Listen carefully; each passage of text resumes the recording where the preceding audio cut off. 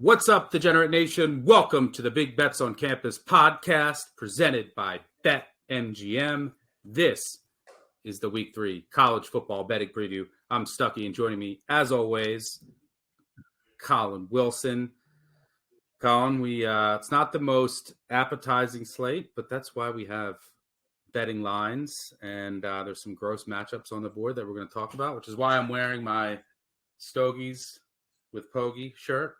We'll talk a little Charlotte. We'll get to a lot of ugly games. If you just filter for top 25 on the Action app and look at the spreads, you're like, oh my. A lot of big favorites. I will say, though, whenever there's a week like this, when it doesn't look great on paper, just from a results-based, straight up perspective, this is college football.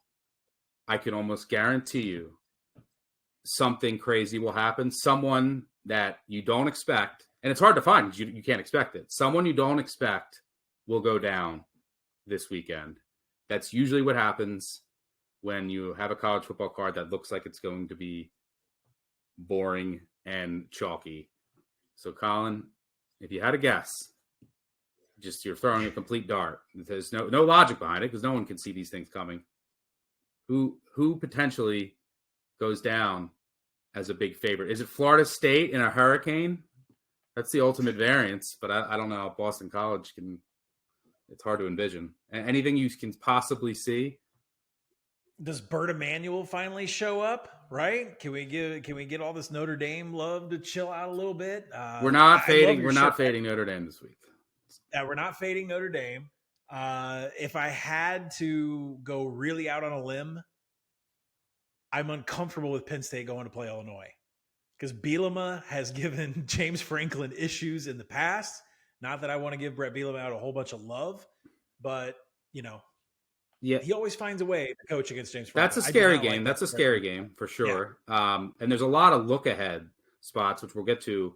We'll go through 10 games, which, maybe a team's called looking ahead or the coaching staff's preparing for the next opponent. And then maybe more importantly, these teams don't show anything right before conference play. You might want to pull your starters a little. You're more worried about rest and health than running up the score in a week like this. So we'll start there. And for what it's worth, with Illinois Penn State, because we're not going to cover that game specifically. Yeah, there's a couple things like Illinois really misses Chase Brown and who they really relied on.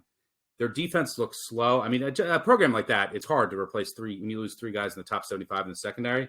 I have questions about the Penn State receivers and that passing attack, right? That's going to determine the defense is great. Aller has all the talent. They have two really good backs. The offensive line is there. In order to reach their ceiling, right, for our futures and everything we've talked about, the receivers need to emerge. So if they don't get it done this week against a revamped Illinois secondary, then I'll have some concerns. So, but that's definitely a spot where Illinois will play up, and Penn State will be happy to just get out of there with a win, trying to avenge a 9 overtime loss. All right, let's start with look ahead or look away. All right, we got 10 games. We'll run through some of them quicker than others. Let's start with a game that everyone will be betting once again, Colorado State. If I'm going to go out on a limb, I'm going to say this game. If it would be Colorado State pulling off an upset against Colorado, it's something that you don't expect. But if I'm going to pick, a 3-touchdown plus underdog to win, I'm going to go with Colorado State. But Colorado State, this game will be played 10 Eastern at night in prime time, with prime time at the helm. And it's worth noting that Colorado's up to a 23.5 point favorite over under 61. It came out today. Jay Norvell said, when I talk with my hat on, I take my hat and glasses off when I do interviews, like my mom taught me. So the narrative is going to go out there that Deion's going to say, I'm going to take this personally, just like Shedeur Sanders said, and he's going to want to run it up. I think hopefully that narrative spreads and this line gets to 24. I'm waiting. I've talked to a couple of bookmakers. Everyone is betting Colorado again. And maybe with this narrative, and then as we get closer to the weekend, I'm sure we'll get more Colorado action. So I'm waiting to see if we get 24. I still like Colorado State at plus 23.5. This is a really good spot just situationally for Colorado State. right? So they had a bye week while Colorado has played 2 Power 5 teams, big emotional wins, including last week in their home opener, and they beat the national runner-up the week before. Then they have Oregon and USC on deck. Like, this is a sandwich of all sandwich. I know it's a rivalry game and it's on campus, which rarely happens anymore in this rivalry. I think they played 10 straight in Denver. The last one in Boulder was in 2009 when actually Colorado State pulled off an upset. But Colorado State, 2 weeks to prepare for this game after getting embarrassed. They've stewed on that loss. And by the way, for what it's worth, Washington State has looked better than I think everyone thought. So maybe that loss wasn't as bad.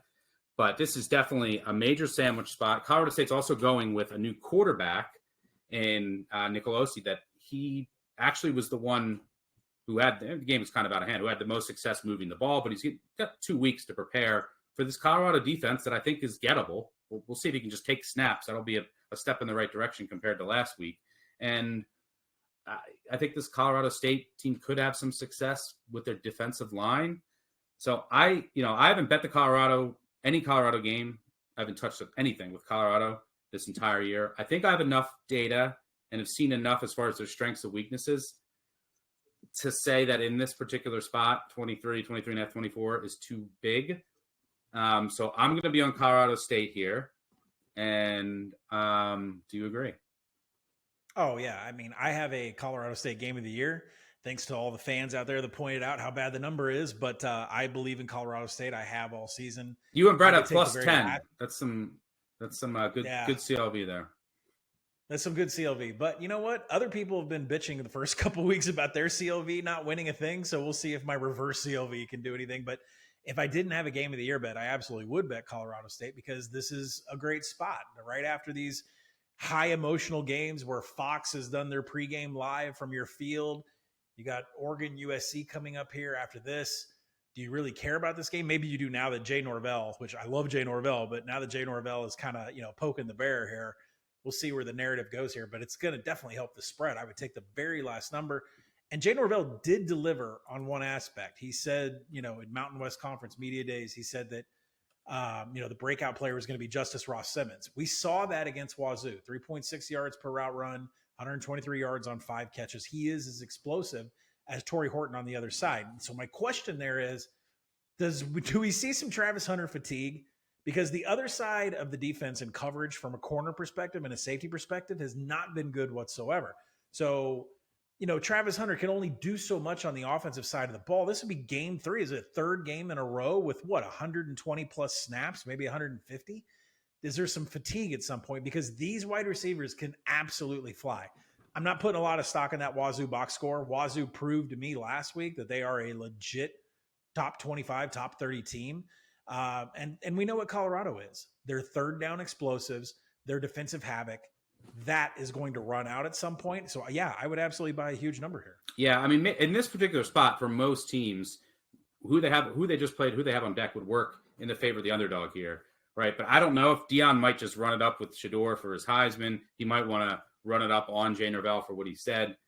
Prime, he marches to the beat of his own drum. So that might not work in Colorado State's favor. But this is too big of a number, in my opinion, for a Colorado defense, right? Like, you were catching 21 in week 1.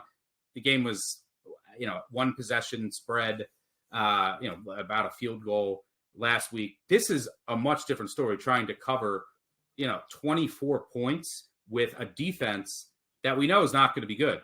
We saw TCU put up a ton of points. They couldn't stop TCU. And then last week, Nebraska stopped themselves. I mean, Jeff Sims, you couldn't have a worse game. And Nebraska wants to run the ball. Then they got out of script, and the dam broke. But I think Colorado State can have enough success on offense here to stay within this number in a rivalry game off of a bye, while Colorado's off 2 emotional games. And maybe if they are, the staff does take just the non-emotional approach. They say, look, let's not show much. Let's get some rest. We have USC and Oregon coming up. So let me ask you a question, because this is where we are with the power rating. If they win this game, they blow them out. Let's say Colorado takes about 1.5 points in power rating. That would put them on deck with Duke, Illinois, Missouri, Maryland, Wazoo. Would you take Colorado to beat any of those teams? I wouldn't take them to beat Duke. I wouldn't beat them to beat Wazoo. I wouldn't take them to beat Missouri. Like that's how this schedule has been so conducive to like inflate them. Like even if they blow out Colorado State, like they are getting to a level in a power rating, I would still not put them. But here we are. Yeah. Well, we'll have that discussion next week because they have two major games the next 2 weeks, and it's You're gonna hit the opener, right? It's hard. You're gonna hit the opener. Yeah, and it'll depend on how this week goes, but it's hard to envision them getting any stops against USC or Oregon. It's all going to come down to what we think about that offense and can they keep up. I can't wait to see the total on Colorado, USC, Colorado, Oregon, especially if Colorado State's offense does damage this week. All right, so projected 76 with Colorado, Oregon. I projected 76 next week. We'll see how that goes. And then if Oregon puts up a huge number, what is the total against USC? All right, so let's move on to your neck of the woods. Let's talk a little Arkansas. Arkansas is hosting BYU. Arkansas is down to an 8.5-point favorite. Over under has crashed to 47.5. Arkansas does have LSU on deck. I don't really have a big feel on this game, major feel either way on this game. I do know that the clock rules should come into play here because both teams absolutely want to run it and they go slow. My main point I want to make here is shout out to Sam Pittman, who was talking about how great he thinks Sam Houston State is. And there is no Sam Houston State this week. They have a bye, so I wanted to get my Sam Houston State love in this episode. Eat 'em up, Cats. Shout out, Coach. Welcome to the bandwagon. Con, I think you like the under here. This clock should be moving throughout, and it'll be, I think, hard for both offenses to create a lot of explosive plays and sustained drives. Yeah, it's not hard to figure out when Brett tweets out about how many number of coaches hate the new clock rules. It's not hard to figure out where Pittman falls because he hates the new clock rules and he talks about it often. And that comes into the fact that they were struggling. Arkansas was struggling against Kent State last week, and they had a limited number of possessions in the first half and the second half against a team like Kent. Both those teams are just blowing through clock like there's no tomorrow. The game ended in 2 hours and 40 minutes. And Pittman has talked about the frustrations on offense, like trying to get into a groove, trying to get, some more playing time for some players. But this game right here is an undershot all the way. Arkansas, under new defensive coordinator Travis Williams, has been aggressive. They are top 10 in finishing drives and havoc. They have not given up any explosives. The Cincinnati linebacker transfer, Jaheim Thomas, has just been everywhere. He leads the team in tackles and stops. And the BYU defense is really what Sam Pittman focused on in his presser. He talked about Jay Hill, the DC coming in from Weber State. BYU all of a sudden is a top 10 tackling team. They haven't been that in years. They're 11th in defensive finishing drives. They haven't been that in years. So I know the cupcake schedule, the low strength of schedule, but hey, this is a great positive turnaround for BYU on defense. I think the one thing that led me to believe that this is absolutely an under game and that you probably should look at taking BYU is that Pittman had some issues with BYU's defense being an odd front. 3 guys up front, 3 guys in the back, whether that's a 3-4 or a 3-3-5, whatever, he's talking about with an odd front. He said that Arkansas has not practiced against that. They haven't seen it. They haven't practiced against it. And it gives the offense a lot of pause. And that's not good because you don't have Rocket Sanders a second consecutive week. And your running backs have been poor. DeBinion, not been able to run the ball whatsoever. AJ Green, not been able to run the ball whatsoever. They are running straight into blocks. They don't know where the offensive linemen are blocking out. And then you look at the wide receivers, Andrew Armstrong, Jaden Wilson, they've dropped so many passes against Kent State. This Arkansas offense is not smooth. And this is an under all the way. Wouldn't blame anyone for taking BYU. All right, let's move on to the ACC. There's a big game next weekend. It lost a little of its luster when Clemson lost to Duke, but still be a massive game, especially with Florida State beating LSU and continuing to look dominant. Assuming that they get by Boston College, that'll be a really important game, not only for the ACC standings, but for college football playoff implications. So Florida State and Clemson play each other next week. To either get caught looking ahead, prepping for that game, not showing much, resting, because they do have what amounts to basically a warm-up scrimmage type game. Both around, they're both over 3 touchdown favorites. Florida State is a 26-ish point favorite at Boston College. That number has come down along with the total. I'll get to that in a second. And total's down from 54.5 to 48. And Clemson, which plays at night against Florida Atlantic's 24.5 point favorite, over under 51.5. The big news with Florida State, Boston College, Thomas Castellanos is going to get the start again for Emmett Morehead for Boston College. I think who was projected to be the number one running back, Pat Garwo, he's probably out. Castellanos is actually their leading rusher. BC's been a mess. Barely beat Holy Cross, lost to Northern Illinois at home.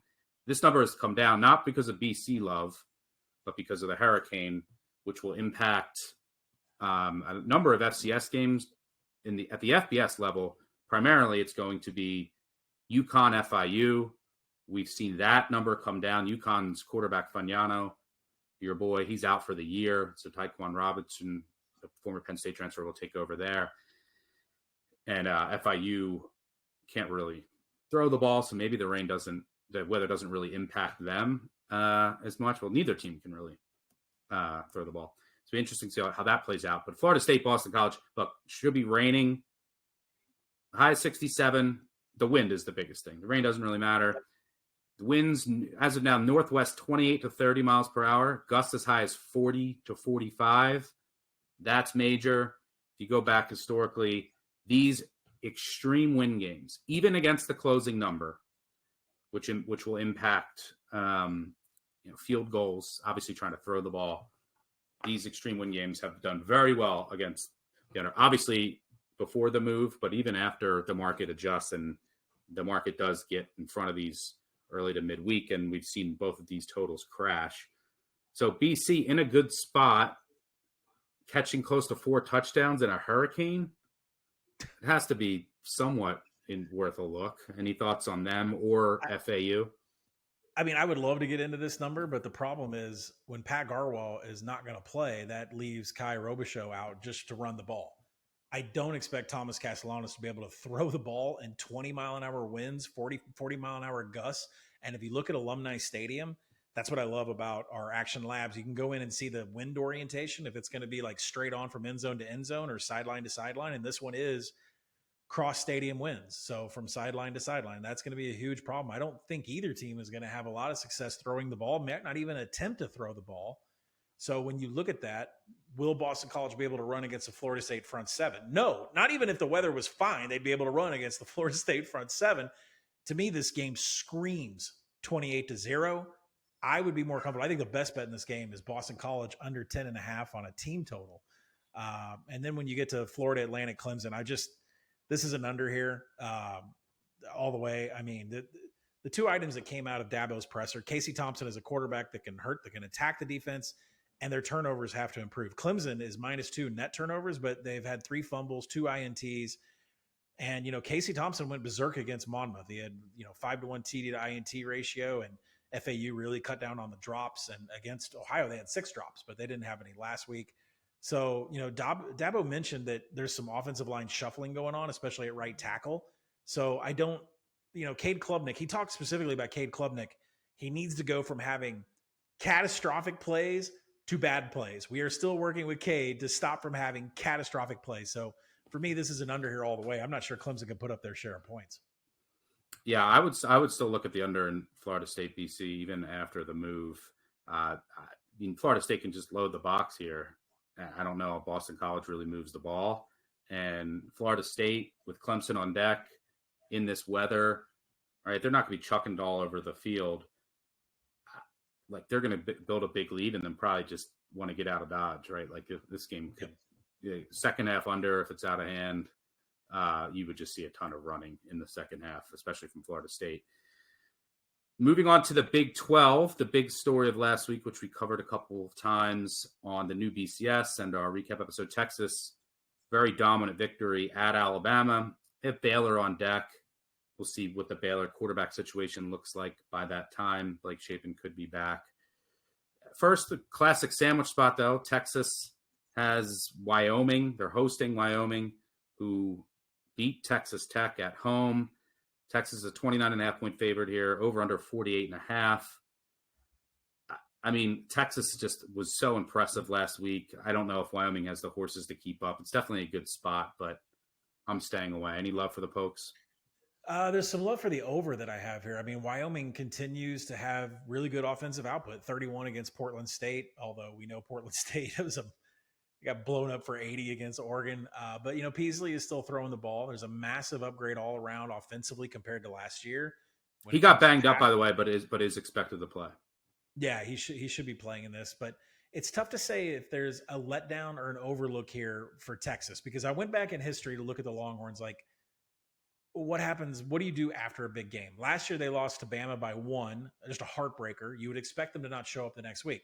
They throttled UTSA, won by 21 points with Hudson Card, with their backup quarterback.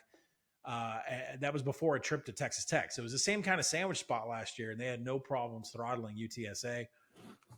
Roster still has a lot of depth, particularly at quarterback and running back. Even if CJ Baxter isn't able to make it and play, Jonathan Brooks will be there. And then you look at Craig Bowl. I went to the other side. Like, there's nothing there that says that he can challenge in this game. 17-17 against the spread as an underdog away from home. So no real takeaway there. But if Wyoming is still going to have an offensive trajectory that's way above last year, and Texas does not fall asleep, look ahead, they still play sound, everybody on the depth chart wants to play, I'll go over 48 here. Moving on to the team we just mentioned in the SEC and Alabama. Alabama off of that loss to Texas. You assume they would come out a little angry and focused, but they do have Ole Miss and the start of SEC play on deck.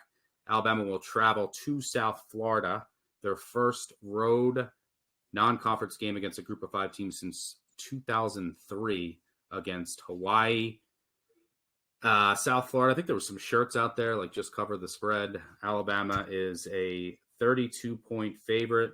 Do you get a focused Alabama effort? One angle here for me is, like, you could say, all right, Alabama, their season's not over yet. They have Ole Miss, and then it's all right, we can win out. Let's focus on those games. But I think that they really want to get a look at what Milroe has from a passing perspective, right? Last week it was bad. And then if Milroe's not going to be the guy, if he's going to make some of those throws that he did last week, they have some backups who are in the quarterback competition. So even if they're up, I think they want to get some looks at them throwing the ball, right? And then kind of evaluate where they stand from a passing perspective headed into conference play. So this might not be your typical, Alabama is angry, comes out, builds a big lead, and then sits on it, doesn't show anything, because they want to get their backups in and get a look at them passing in live game action. What do you see here? Oh, I love Alabama in this spot. I know that we talked about this, it's a sandwich spot. And so what I did was, first off, I power rate this thing over 35. So I was happy to dive in, whether it was 31, 32, whatever. I can see that right now, as you and I are recording this, some sharp shops are up to 33.5. So I think we're going to clip 35, but I would still bet it. When I go back into history, essentially, I went back to the beginning of 2021.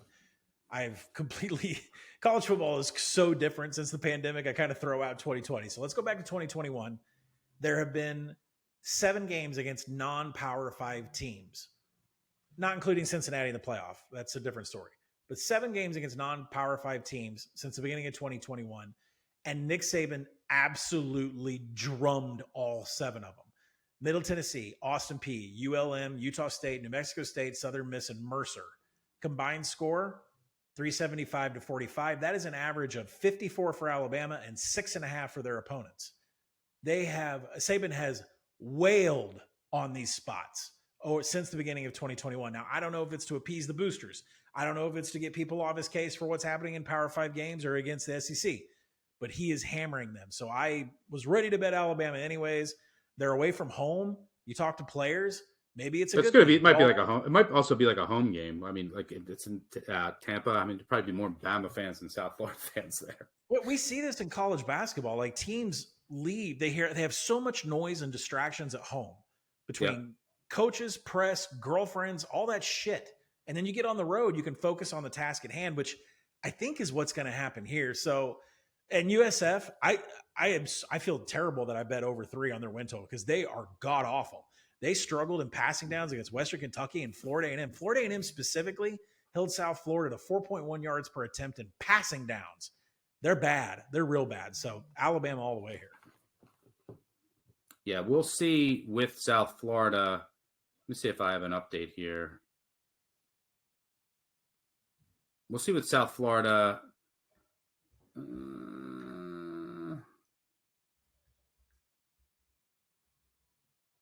See if I can pull an update.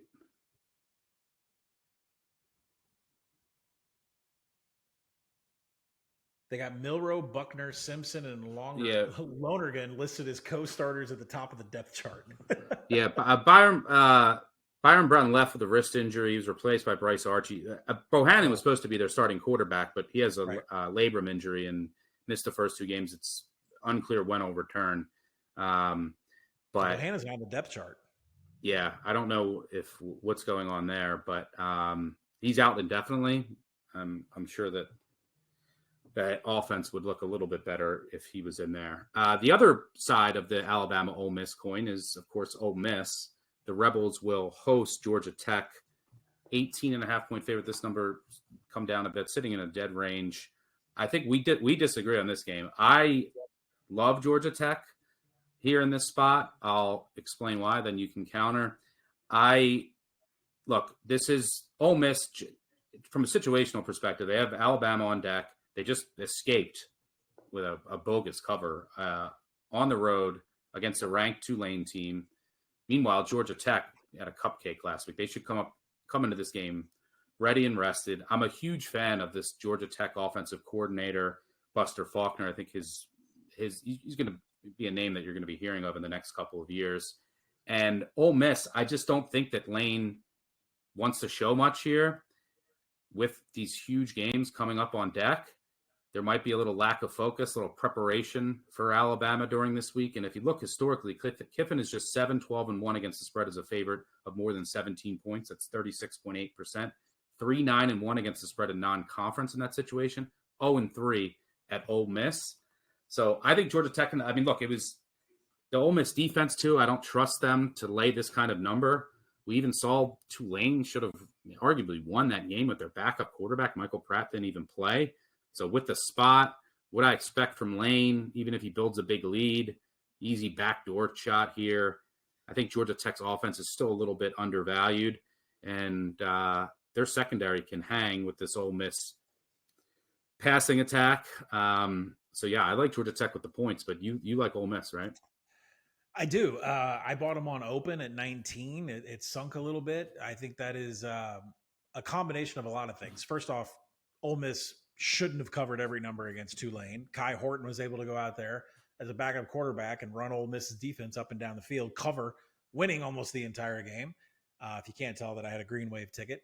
So I can see that affecting this number a little bit because I make it 24. But then at the same time, there's some injuries, right? Trey Harris hasn't practiced. He's caught almost all of Jackson Dart's touchdown passes this year. Jalen Knox is going to be a game-time decision. Zachary Franklin is doubtful, hasn't played, the big UTSA transfer that's come in. So there's some injuries for Ole Miss that I can understand why this is down. But the more I got into Georgia Tech's defense, not so much the coverage in the secondary, it was defending the rush that really made this decision for me to take Ole Miss. Because when you look at it, the struggles are 117th in tackling, 125th in havoc. But then when you get to this nice stat, broken tackles, Georgia Tech is 99th in broken tackles. That is a really bad characteristic to have when you have Quinshon Judkins, Ulysses Bentley. I know Judkins' yards after contact are down to 2.8. They used to be like 4 last year. But if you are having problems with broken tackles, this is not the offensive rushing attack that you want to go up against. So, I do like Georgia Tech's brand new offense going 25 seconds per play. I think the over is worth a look here, but I've got money down on Ole Miss. All right, head-to-head there. Another big game next weekend, Notre Dame, Ohio State. Learn a lot about both teams who haven't really had tough schedules. They will host teams that they should handle this week. Ohio State will host Western Kentucky. Notre Dame will host Central Michigan. They're both 4 to 5 touchdown favorites in those games. I'm not fading Notre Dame or Central Michigan. Their offense with Emmanuel, it's so gimmicky. It's hard when you're going up against a defense that's just much more talented and you're not in the MAC to really get anything done. I will say that Notre Dame, look, with Ohio State on deck, Hartman, if he just goes nuts in the first half, I know they want to get a look at some of their depth quarterback pieces move for next season and beyond. So maybe you look at Central Michigan's second half, but not getting involved there. Western Kentucky and their air raid will travel to Columbus to take on Ohio State, who Ryan Day just named Kyle McCord. I think that's a mistake, the starting quarterback. They've looked underwhelming, but it's hard to really gauge based on the level of competition. Can you make a case for either dog? No. And I mean, Central Michigan is not running the ball that well. And, is Bert Emanuel Jr. going to be able to throw or run against Notre Dame? No. I think the answer is no. They shut down the NC State rushing attack. They stuffed 10 of 29. They allowed 0 runs to exceed 20 yards. And, when you look on the other side of the ball, the Gerard Parker, Sam Hartman marriage of offensive coordinator to quarterback has just been elite so far this year. So, no, I don't think Central Michigan has a shot. Definitely, like you said, I think it's a first half bet on Notre Dame. I think it's a second half bet on Central Michigan. And then when you look at Western Kentucky and Ohio State, which I believe is catching a little steam here as we're talking, I kind of like the under here. I don't know what's going on with Ohio State's offense. They're Emeka Egbuka. Nobody is being explosive at wide receiver besides Marvin Harrison Jr. The Ohio State offense is good for 31 to 42 points against Western Kentucky defense. It's just absolutely awful against the run. They're dead last in line yards, stuff rate, rush explosives. I mean, it's just the trifecta of how bad you can be against the rush is what Western Kentucky is going up against Mayan Williams, going up against some of the running backs that Ohio State has. So I don't know if we're going to see a lot out of Kyle McCord here. I'm not impressed whatsoever. I mean, he's only seen 2 pressures. He's only had 1 big time throw. I mean, it's Ohio State's 114th in third down conversions. I wouldn't be surprised to see Travion Henderson and Mayan Williams really kind of shorten this game. I would take the under here on this total, but I don't think Western Kentucky could even give Ohio State any kind of threat whatsoever. Yeah, I can't wait to break that game down. 2 teams that, one has looked great, one hasn't looked great, but the competition hasn't been great. So I can't wait to get into that next week. Finally, the 10th look at or look away spot, Miami, Ohio at Cincinnati. I love Miami, Ohio here, plus 14.5.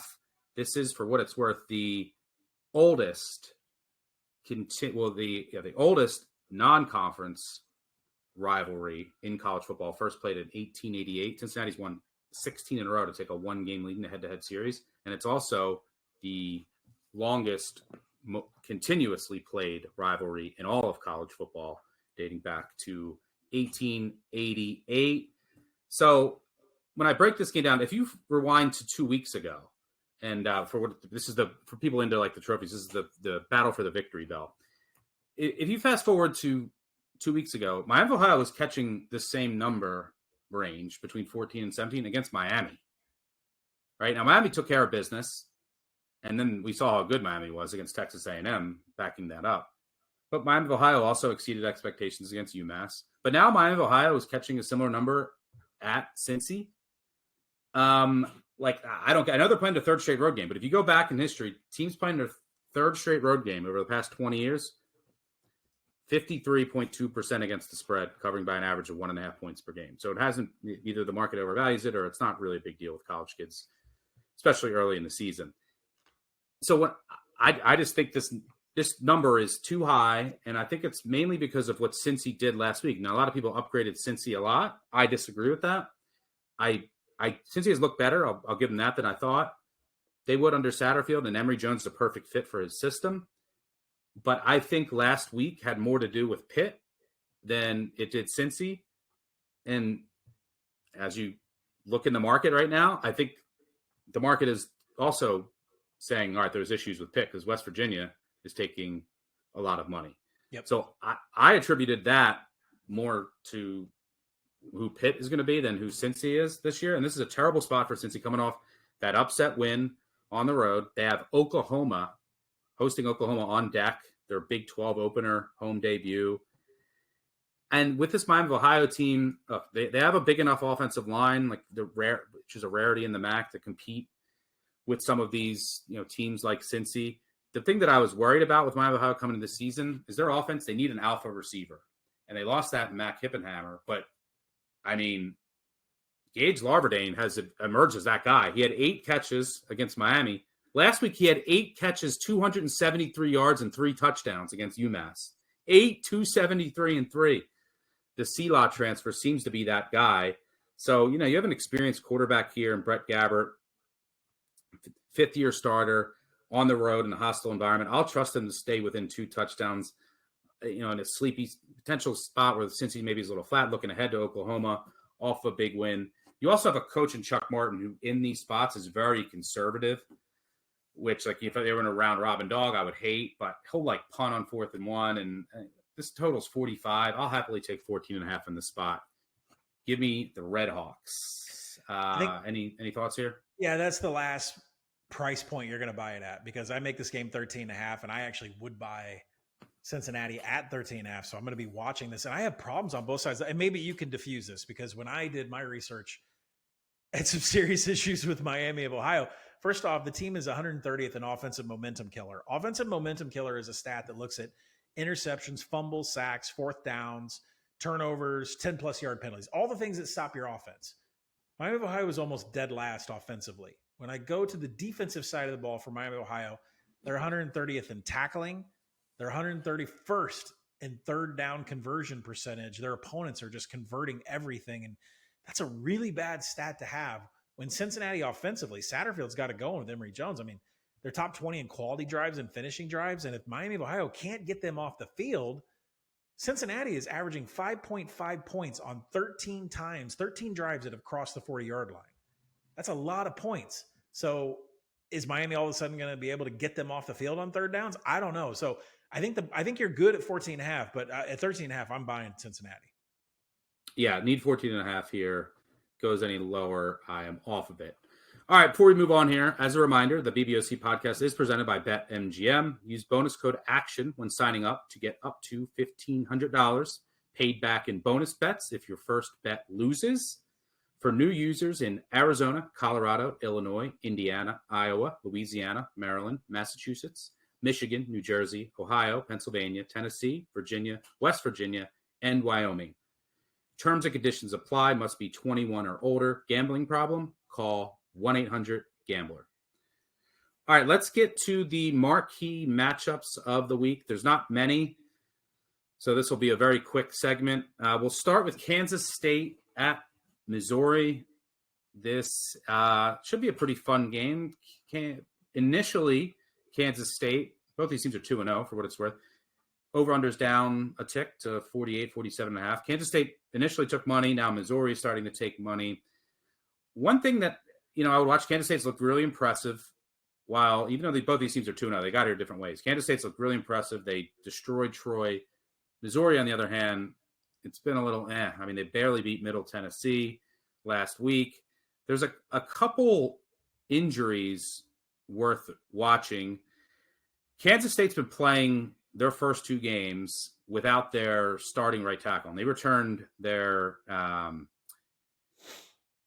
entire starting 5 this year, but Christian Duffy has not been playing, and he's good. And they've had to, as a result of that, shuffle some guys around. BB's moved to different sides, and it's just not at full strength right now. And Missouri has one of the best linebacking cores in the SEC, has been shorthanded there with Chad Bailey, who hasn't played yet. He did have a DWI. He was suspended for the first game, but he also had a procedure that was going to keep him out 21 days, it was said. This game is like 21 days. So I don't know. I haven't heard anything. But when he's in there, the linebacker room is really good. They also have good corners. I really like what I've seen from the Missouri defense. Some bad luck on 3rd downs withstanding. But I look at this game, and the Missouri, look, I'm fine with the Missouri defense. They're going to be good, especially once they get Bailey back. The Missouri offense, the offensive line's been disappointing. And Brady Cook has been okay. But I mean, look at who he's played. There's just no explosiveness in this offense. Part of that is Dink and Duncan, I call him Dinkwitz, Dink and Dunk Drinkwitz. He brought in a new offensive coordinator, and Kirby Moore from Fresno State, but he did the same things, like not a lot of downfield attack. So it's going to be like Missouri plays in like a box, and they don't have – I don't really love their running back room. And then on the other side, Kansas State, not as explosive in the rushing attack after losing Deuce Vaughn. But Will Howard's been impressive. And Colin Klein, now that he's been more comfortable play calling, they're a lot more aggressive than they've been in the past. You saw it last week. Troy makes it 14-10, 50 seconds to go. They go down the field and score a touchdown. Old Kansas State runs that 3 times and punts it. So they're evolving from an offensive standpoint. We'll see about those 2 key injuries. This screams an under game to me, and the under is taking money. I still like it at 47.5, 48. I think this ends up being like a 20-17 type of close game. I would imagine Missouri maybe closes at 3. Haven't liked what I've seen from their offense. There's just no explosiveness. Don't like what I've seen from the backs. But I think their defense will show up here. And I think this turns into a pretty low-scoring game. So, especially if Kansas State, if their right tackle, if Duffy can't play, and I don't think Baylor's going to come back for this game, but if Baylor comes back, then I really like this under. But regardless, I like this under in Kansas State, Missouri. Do you have any thoughts here? I want Missouri at 5.5. I flinched because I wanted a 6, and I didn't get it, and it's done nothing but come on down. And I think the question that you have to ask is this the real Missouri offense? Because Drink handed the keys over to Kirby Moore and said, you are completely in charge of calling the plays. So I thought we would see what Fresno State did. Now, Fresno State had an even distribution of rush and pass, 50%. But that's not what's going on here. Missouri's at 65% running the ball right now. Like, they are a heavy rush team. They've had some success doing it, but this is not really the offense that we were looking for. You have massive weapons, some transfers that you've got in at wide receiver that are all explosive. You have Luther Burden, who was able to come down and work in the slot. And you haven't done anything with these guys. So my question is Kirby Moore been holding back through the first 2 games, saving it for this, keeping stuff off tape? Because they literally are, when they need shots down the field or they're in a down and distance that says they need to take a shot downfield, they haven't done it. And it's just been a mesmerizing offensive play calling for Missouri. So it's been really hard to see, them running the ball. I mean, Cody Schrader and Nathaniel Pete each blow 2.6 yards after contact. Why do you keep going to them? The offensive line is outside the top 70 in line yards. Why are we on this? Cook already has 12 pressures. I know we were worried about the offensive line protecting him. Yeah, the offensive line does not look good. It's regressed. They haven't. And Kansas State, they've been vulnerable to passing through the first 2 games against Troy and SEMO. Troy had 15 more passing yards. I'm sorry.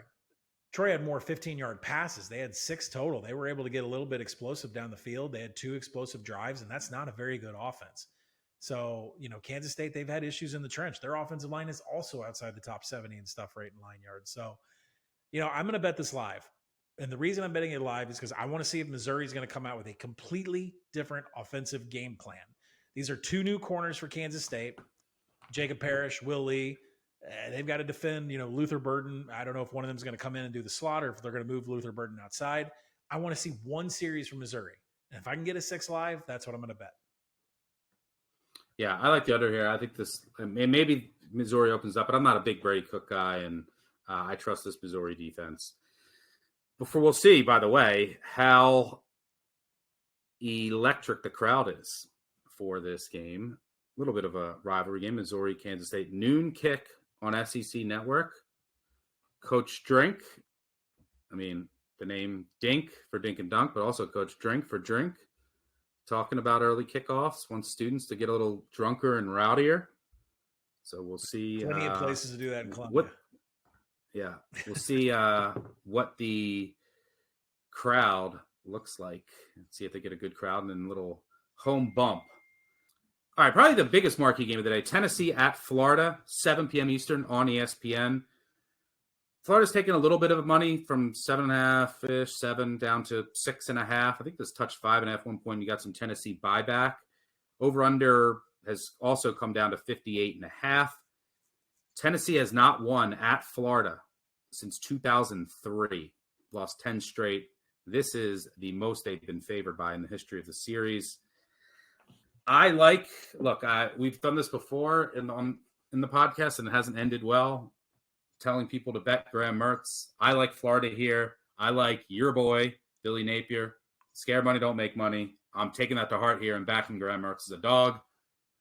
Well, I'm technically backing Graham Mertz. I'm really fading this Tennessee offense, which I don't know if a lot of people outside of Knoxville and those that pay really close attention are aware of how poor this offense has looked because of who they played. Like, yeah, they put up 38 against Virginia, but that's basically what JMU did, and the numbers weren't pretty. No. And the offense struggled against Austin P.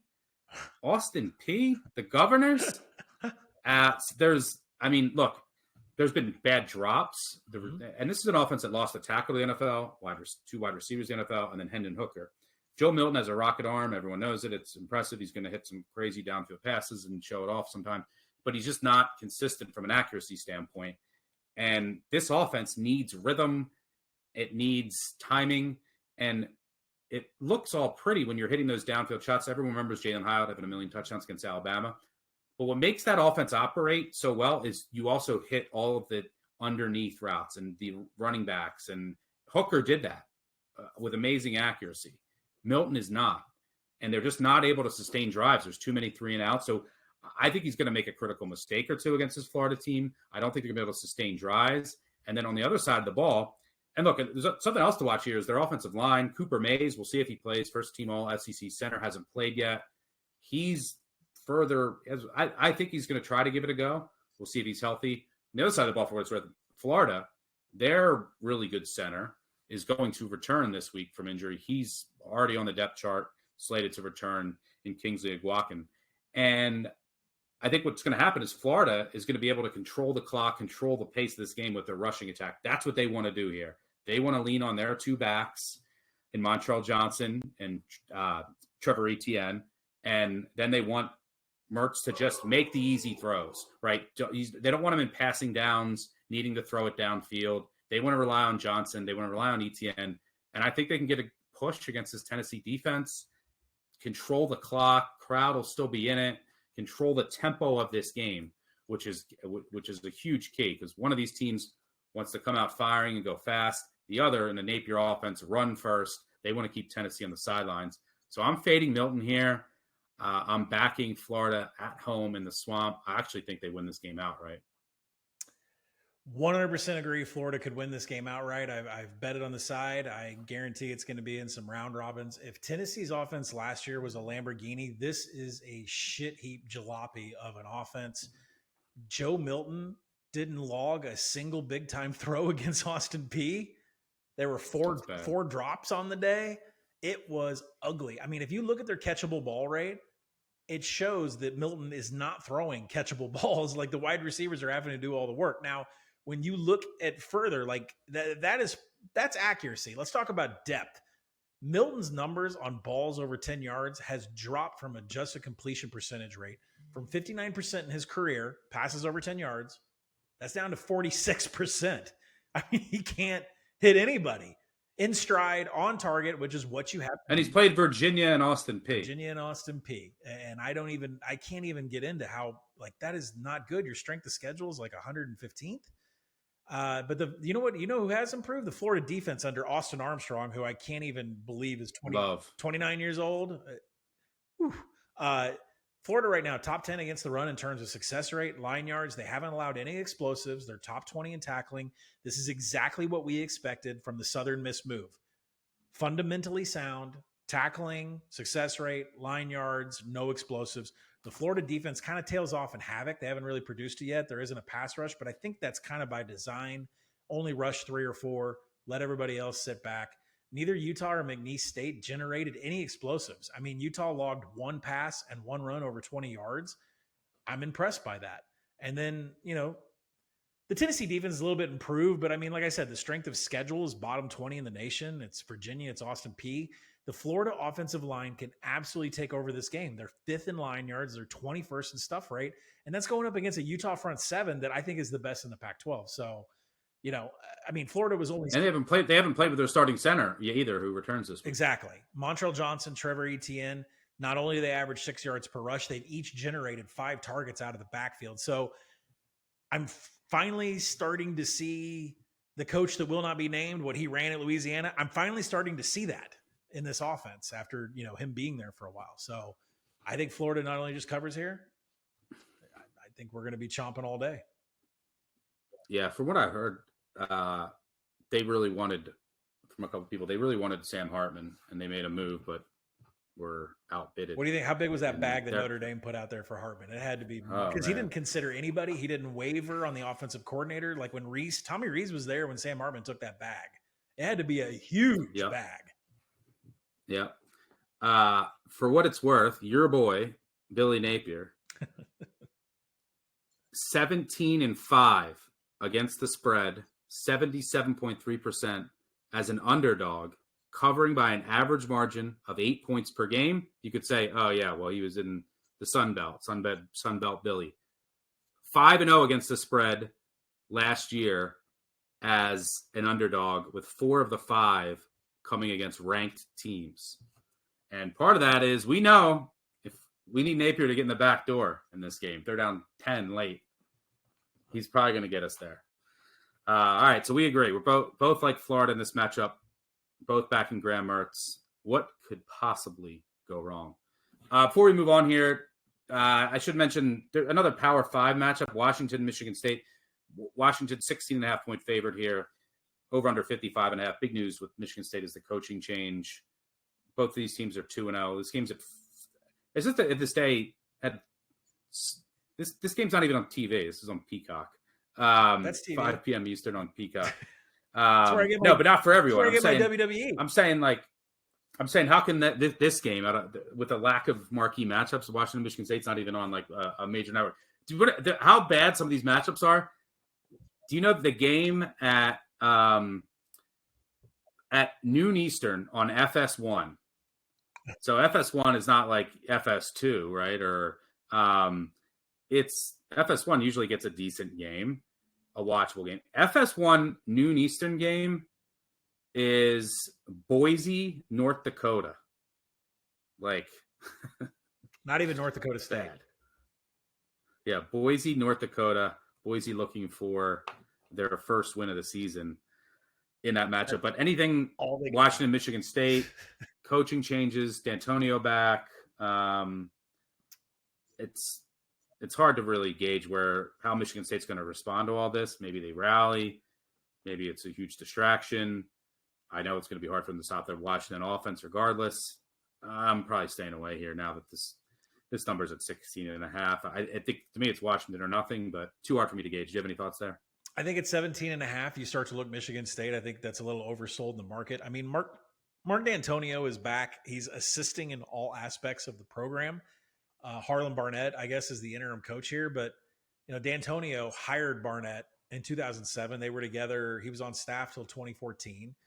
Harlan Barnett's been there the last 3 years. It's a really, I think what Michigan State, the leaders have decided to do to bring D'Antonio back in. I think that's all positive stuff for Michigan State. I mean, it's at least going to improve from a special teams, which actually was already pretty good, from a special teams and a defensive perspective. I think that keeps that continuity going because Michigan State has not been bad on defense whatsoever. They're 4th in defensive havoc. They're 4th in defensive quality drives. I don't think they're good enough. I mean, strength of schedule 127. Let's put that into perspective. But I think it is going to improve them from a defensive side of the ball. Offensively, I have no love for this team whatsoever.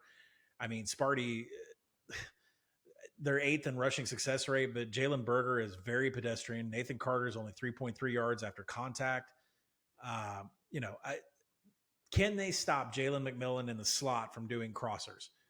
The best defensive back that Michigan State has, their corner slot, Angelo Gross. He's had 2 PBUs, dropped a couple of interceptions.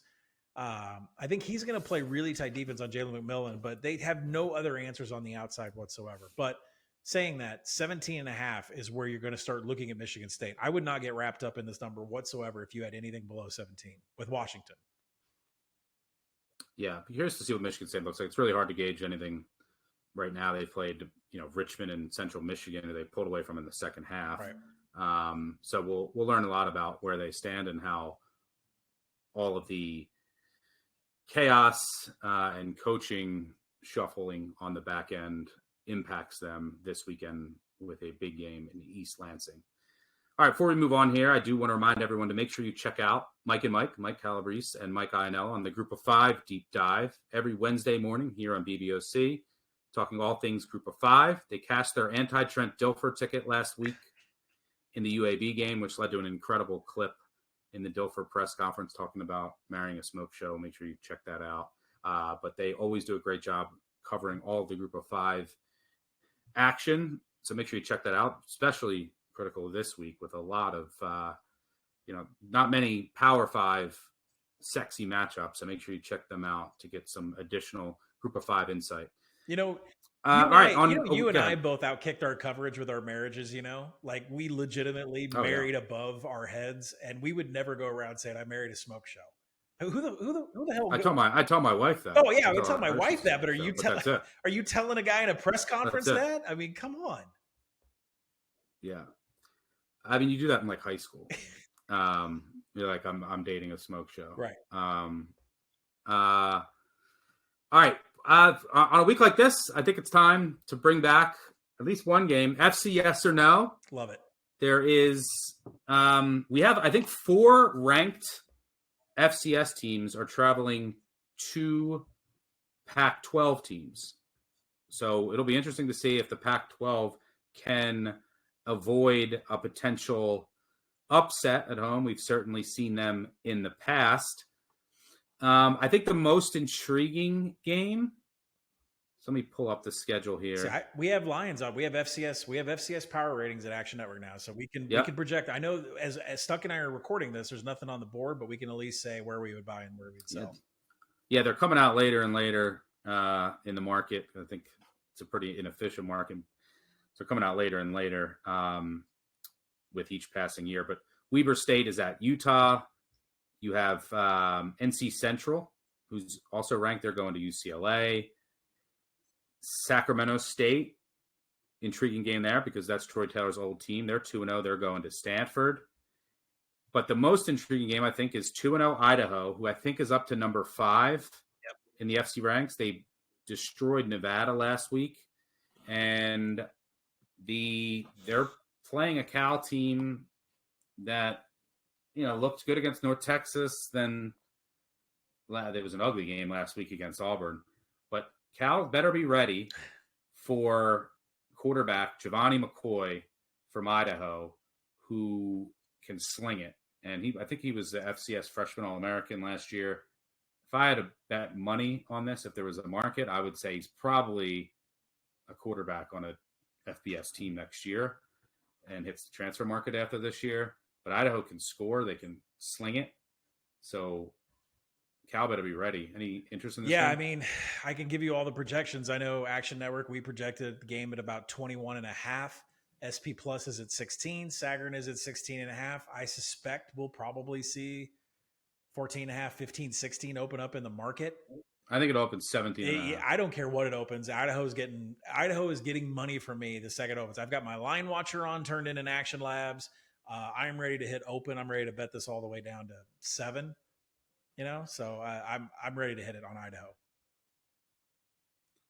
The Vandals, baby, going in and potentially getting a second straight road FBS win.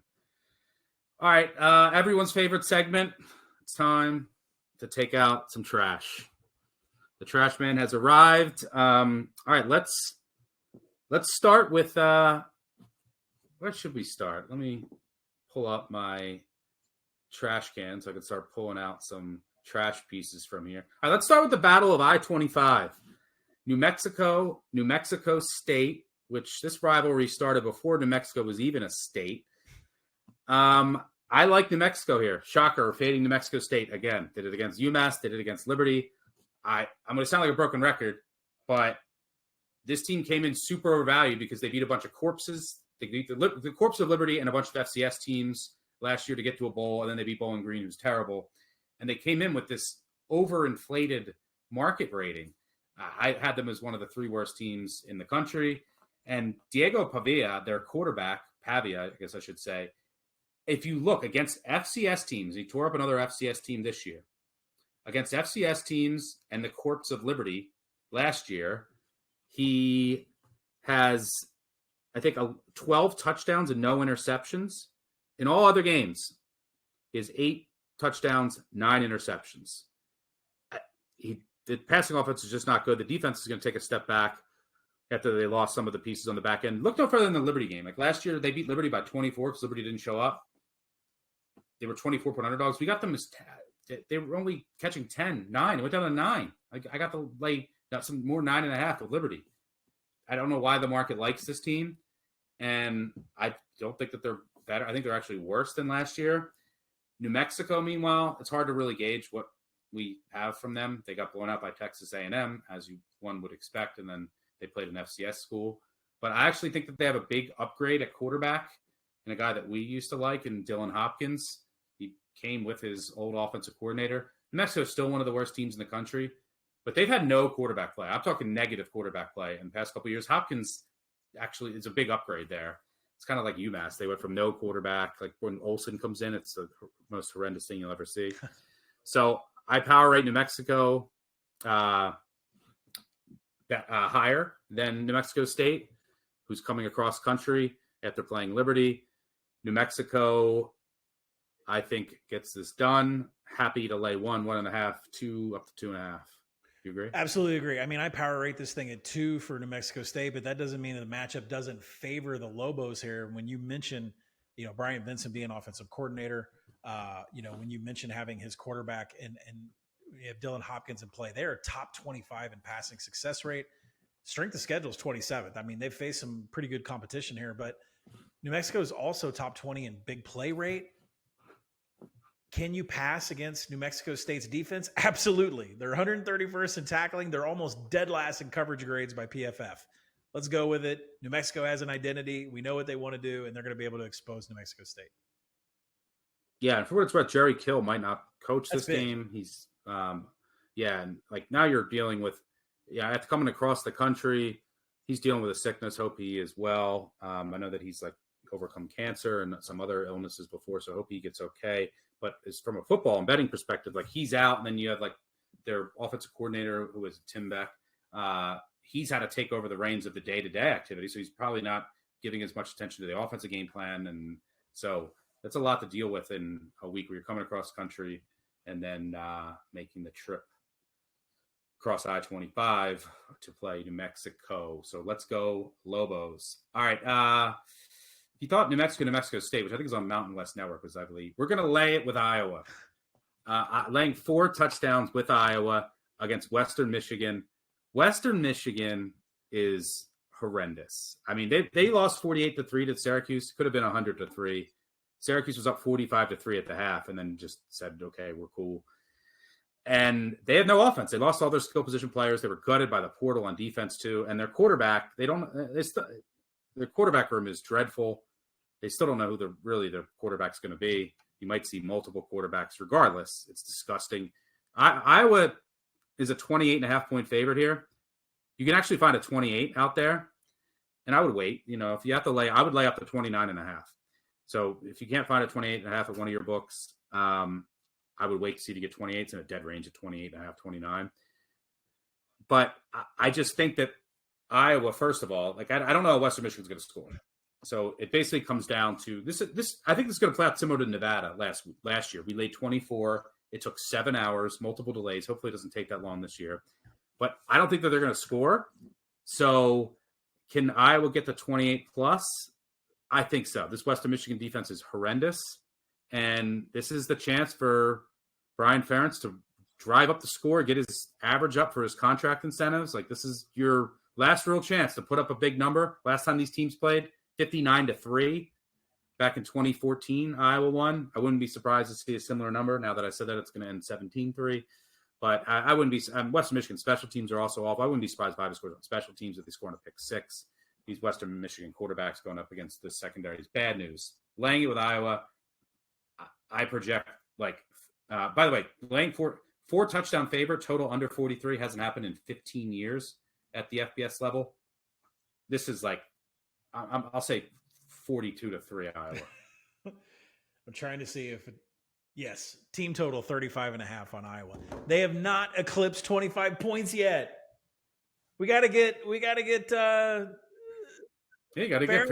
average up. We got to get him his incentives here. I mean, we haven't eclipsed 25. So I said at the beginning of the year, I just wanted to play Iowa team total overs, which wouldn't have cashed either. So I think this is it. I mean, they definitely have the avenue to blow them out. Seems like a good spot. Western Michigan is some mess. absolute dumpster fire, especially on defense. All right, Buffalo Liberty. I played Liberty here. I wrote this up if you want to check it out on actionnetwork.com and Action Network app, especially at 3.5, which I think you can still find out there. I think that I like Buffalo at home. They're 0-2. It's a good buy low, sell high spot against Liberty. Look, I backed Liberty last week, but Liberty has beat Bowling Green and New Mexico State, two teams that I think are awful. I faded both of them preseason with their win total unders. So I think the market is rewarding them for those wins when they should. Like who cares? They got 8 turnovers combined in those games. So they got a little lucky in that aspect. Buffalo, meanwhile, loses to Fordham at home. Won't be the last time and wasn't the first they've lost at home to an FCS school. I think it's a good time to buy Buffalo. Liberty they beat 2 teams that I think are horrendous. So I'm simply just buying low, selling high here with that hook that I think we're getting because of those results. I'm going to sit on the sidelines with this one. I haven't completely turned on Liberty yet, so you're in the trash. You and the raccoons and the stray cats can eat you guys some lunch and watch Buffalo here, because I haven't gone completely off the cliff on Liberty yet and what Jamie Chadwell has done. But I agree, like the betting public is gravitating towards that because of what they've done against a strength of schedule. It's 122nd. At least Buffalo has played somebody with Wisconsin. Yeah, and I think New Mexico State and with that strength schedule, New Mexico State and Bowling Green are even worse than the market thinks. For what it's worth, Buffalo is 22-13 against the spread, 63% as a home dog, of more than a field goal since 2005, covering by 4 points per game. Only Texas Tech and Temple have turned bigger profits in that role over that span. I probably will pass on Nevada against Kansas. Nevada's catching 28 here. Like a terrible spot for Kansas going across the country to Reno. They got Big 12 play on deck. They just beat Illinois. Nevada's a mess, though. I mean, Brendan Lewis is terrible. They have no offense. I think Ken Wilson's a terrible coach. Their secondary's in shambles. There's a huge coaching mismatch. You should get Nevada's best effort. You have 2 key defenders for Kansas that are suspended in the first half for targeting, including Kobe Bryant, their best corner, and one of their defensive ends. I just can't bet Nevada. There's always 1 or 2 teams that are just so bad and the market can't get to the bottom fast enough, and Nevada might be that. So it's a good spot, but I'm passing. And then we have to talk, obviously, about Charlotte at home against Georgia State, catching 7.5. Over-unders come down a bit. I like the under here. Georgia State's secondary is horrendous. Charlotte, their roster overall has improved from a talent level. My guy Biff, he's getting it together, but it's a run-first offense. They can't really throw the ball. Jalen Jones isn't an efficient passer. Georgia State's been good against the run. Charlotte's going to run it a lot. Meanwhile, Georgia State's also rush-heavy offense. Charlotte's defense is ahead of its offense. These 2 teams face like similar type offenses in practice. This is a game where the new clock rules are going to come into play. I like the under. I also like Charlotte. I think they're also a round robin. This might be the first time a one club lit. They're definitely going to be in the round robin. Might be taking them as well, and I like the under. Any thoughts on Charlotte? Charlotte is definitely a surprise. I got a little bit scared with this one. I look at the weather. The weather's going to be fine there. 80 degrees. Not too hot for Biff. He should be fine there. But I'm a little bit scared off of Charlotte from offensively. They're 125th in havoc allowed. They do run the ball a lot, but they haven't been able to control the line of scrimmage. They haven't been able to hold on to the ball, and they're making a lot of mistakes. Georgia State, if you look at their defense, they're way better at defending the run than they are the pass. So that's what gave me pause on this game. Plus Georgia State. Yeah, they shut down UConn's run attack. And then in their first game against an FCS team, Rhode Island, a drop out back passer threw for 400 yards against them. Because they lost Lane and Lee from that secondary. It's a bad secondary. Yeah. So I'm a little bit tentative on back. I want to back Charlotte. I mean, they showed up. They've showed up, so far here. They are excellent on defense when it comes to passing downs in their 2 games so far. And maybe that speaks more to Maryland and the Charlotte schedule. But I mean, right now, Charlotte, I don't think they've allowed an explosive play in passing downs, and they're top 25 in success rate in passing downs. So if Georgia State gets behind the chains, that's where Charlotte plays their best defense. But at the same time, I can't trust Charlotte yet until they trim that havoc allowed. There's just too many mistakes going on offense. Yep. I will be on Charlotte. We will be on Club Lit in some form or fashion for the first time this year. By the way, make sure you turn in 10:30 a.m. Eastern, BBOC Live. We will go over all of the biggest games of the day, give our best bets, and we'll have a round robin in there, get a fade Ravel. Probably we'll have Charlotte in that round robin. All right, before we get out of here, we do have to go 3 and out. Oh, wait, first, I forgot. Colin, San Diego State at Oregon State. Oregon State 10-0-1 against the spread at home since 2021. They've been dominant at home. They've looked great this year. San Diego State's defense is a mess. I mean, if you saw what they did against Idaho State last week, against UCLA, against Ohio before work went out. I do love the over. There is a sharp book right before we started recording. One of the sharper books went from 48.5 down to 48. So I will wait. 48 being so key, I would love a 47.5, but I make this game 51 on the total. I would never fade Oregon State in Reser Stadium for any reason, no matter what the number is. So I'm looking at the total, and Oregon State might be slow, but every year Jonathan Smith has them top 10 in offensive finishing drives. They are a machine down in the red zone, and they should be, considering what they have at running back, considering what they have. DJU can tuck the ball at any time and push it in from 10 yards in. The question is, can San Diego State defend the rush? The answer is absolutely not. They have fallen off a cliff. 132nd in defensive rushing success rate, stuff rate, 125th in line yards. They cannot defend the run. What has happened to the Aztecs defense? All they can do is score now. Jalen Maiden likes to run around, likes to scramble, likes to throw downfield. The Oregon State defense has been mid-FBS in pass rush and allowing rush explosives. So I expect San Diego State to generate a little bit of offense, at least enough to get this over the total. But Oregon State's a machine. I think they're going to score every single trip past the 40, and I think all those scores are going to be touchdowns because they have been so far. DJU podcast. By the way, breaking news, just saw Colorado, a quote, "It was just going to be a good game." This is Deion in practice. It was just going to be a good game, but they done messed around and made it personal. Why would you talk about us when we don't talk about nobody? They don't talk about nobody. Well, they talk about everybody. Kept receipts. So, and then Aaron Murray, the former Georgia quarterback, I think he works for ESPN now, retweeted and said, Colorado by 100. So I think that's going to be the general sentiment, and we're going to get more Colorado money in and hopefully get a better number on Colorado State. All right. Let's go 3 and out. All right, first down. Just a little Friday Night Lights. We talked about UVA, Maryland. UVA is going to go with Musket, their quarterback. He's more of like the drop back passer. I think they're Candelaria, I think his name is. I forget the exact name. He's the freshman, their future. He runs around a little bit more in the mold of Brennan Armstrong. Tony Musket came from Monmouth. He's more of a polished passer, but just not as talented. UVA's sticking with him. I think it's a mistake. They have Utah State at Air Force. Air Force is a 9-point favorite. And then Army at UTSA. That's a really interesting game. We'll see if Army has their offense figured out. I mean, it looked good last week, but the quality of opponent, not the best in Delaware State. They won 57-0. They only put up 13 against UL Monroe in this new look Army offense. But they're going to be taking on a UTSA team. We don't know if Frank Harris is going to be available. He was really banged up last week. I assume he'll try to play, but a lot of what makes him great is his legs and his ability to create. They also lost their tackle, who started a bunch of games. He's had surgery, so he's going to be out a while. DeCorian Clark, their best receiver, he still hasn't played. He's questionable. If you don't get Frank Harris, you get Billy Lee Marburger, who's like a 3-star kid. It gets dicey. Too many injury questions for me to get behind Neep, and still too many knowns with the Army offense. Not laying 9 with this Air Force team. Still have questions about their offense. I know Utah State exploded last week, but it's against a defense that couldn't stop a nosebleed. And I'm off Utah, Maryland. So it looks like a pass for me on Friday night.